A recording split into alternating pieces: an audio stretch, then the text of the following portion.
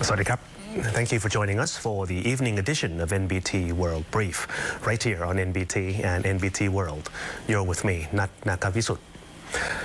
Prime Minister Anutin Chanvirakul visited Bang Thao Beach in Phuket today, promising the government would intensify enforcement against long-running public land encroachment and illegal activity along the beachfront. Anutin said authorities had received reports that residents were being threatened and intimidated by criminal groups linked to encroachment disputes in the Bang Thao area. He warned that the government would not tolerate intimidation, harassment, property damage, or violence against residents, while cautioning that officials who fail to carry out their duties could face removal from their positions. The Prime Minister also appointed Deputy Interior Minister Warasit Liengprasit to coordinate efforts to resolve the Bang Thao Beach case alongside the Ministry of Natural Resources and Environment and local administrative agencies. Authorities were instructed to continue legal enforcement while ensuring that residents can pursue lawful livelihoods under existing legal frameworks. Anutin added that the government plans to develop the Bang Thao sandbox model to address similar public land encroachment and tourism management problems in other parts of the country.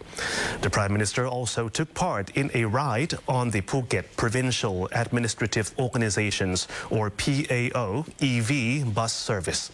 Anutin traveled on the electric public transport system alongside members of his delegation, reviewing transportation services operating across key areas of the province for residents and tourists.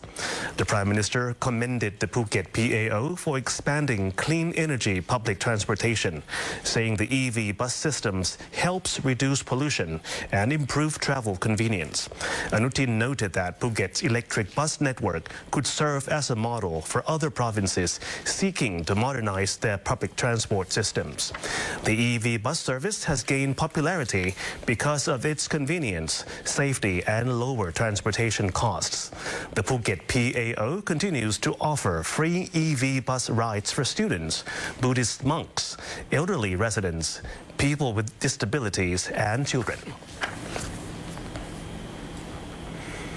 The Ministry of Transport has handed policy directives to the Department of Airports and unveiled the progress of key projects, including airport transfers, runway expansions, and the construction of new airports. Deputy Minister of Transport Pattarapong Pattaraprasit revealed the progress of transferring 3 airports, Krabi Airport, Udon Thani Airport, and Buriram Airport, to be managed by Airports of Thailand Public Company Limited, or AOT, in accordance with the Cabinet resolution.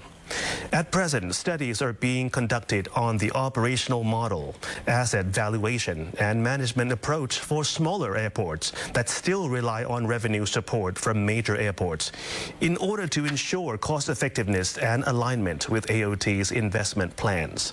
The transfer proposal will then be resubmitted to the Cabinet for its consideration. Meanwhile, Department of Airports Director General Danai Riangsorn explained that in fiscal year 2026, there are plans to expand the runways at these airports, at 3 airports. These include Phrae, Chumphon, and Ranong airports. A combined budget of about 1.5 billion baht is being used for the runway expansion to increase flight capacity and stimulate regional economies. There are also plans to install biometric facial recognition systems at 8 regional airports. In addition, there are plans to construct Bungkan Airport with an investment of 4 to 5 billion baht. The project has already passed the Environmental Impact Assessment, or EIA, and land expropriation funding is expected to be proposed in 2028, with construction anticipated to begin in 2029. At the same time, feasibility studies are being conducted for 4 new airports in Pathalung, Mukdahan, Satun, and Phayao. Furthermore, the Department of Airports has opened aircraft parking bay leases at 28 regional airports in the south and is offering a 50% rental discount for 6 months to assist airlines affected by unrest in the Middle East. The Minister of Foreign Affairs has delivered his policy on advancing foreign affairs operations and promoting relations with Japan in areas including labor, trade and investment cooperation. Deputy Prime Minister and Minister of Foreign Affairs SIHASAK has presided over the opening of the 26th Thai Festival in Tokyo, Japan. On this occasion, he handed down policy directives to the Team Thailand unit in Japan to advance foreign affairs work, noting that Japan is an important partner, market and country with close relations to Thailand. He said Thailand-Japan relations still have significant room for further development. The current foreign affairs strategy and the Team Thailand approach aim to communicate to heads of government agencies the direction in which Thailand is moving, especially in terms of foreign affairs. He emphasized working under the Team Thailand model, arguing that if each agency works separately, efforts will lack weight and efficiency. SIHASAK stressed that Japan has a high demand for labor due to its aging society. However, there are currently only around 20,000 Thai workers in Japan, while there are as many as 500,000 Vietnamese workers. A major issue is that travel costs for Thai workers going to Japan are very high, which is an important factor, contributing to the low number of Thai workers there. The government is currently pondering ways to increase the number of Thai workers in Japan. In addition, Thailand is interested in the development of the defense industry in Japan, which aligns with Japan's interests in investment cooperation with Thailand.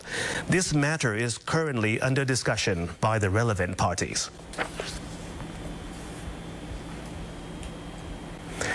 Many parents were busy taking their children to buy school uniforms and supplies this weekend, with the new semester at public schools slated to commence in about a week.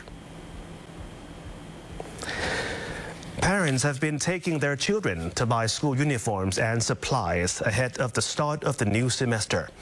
In Bangkok's Bang Lampu area, a major uniform vending spot, parents were seen arriving throughout yesterday to purchase the essential items for school. Most said they were only buying the necessary products as they needed to cut down on expenses. Many were omitting boy and girl scout uniforms as well as physical education uniforms, saying these clothes from the last semester can still be used. Parents of students who switched to new schools, however, needed to buy new uniforms.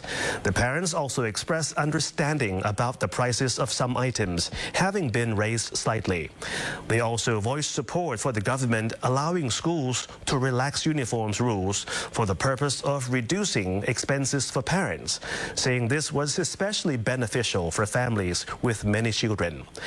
In Yala province, Yala Kindergarten in the provincial capital was selling uniforms and school supplies ahead of the semester's start date of May 18th.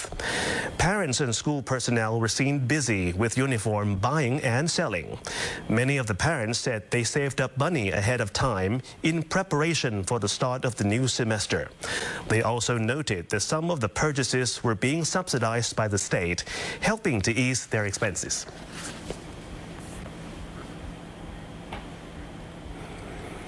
And that's the end of our evening edition of NBT World Brief. You can stay updated with the latest developments right here on NBT and NBT World.